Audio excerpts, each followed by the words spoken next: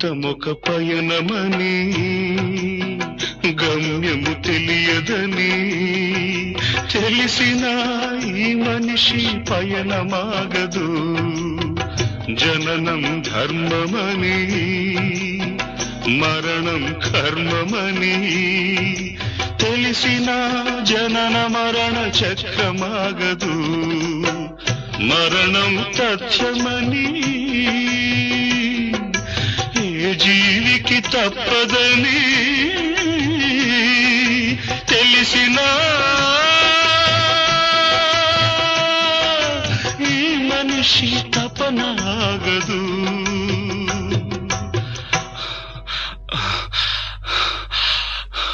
ఈ బ్రతుకు తపనాగదు.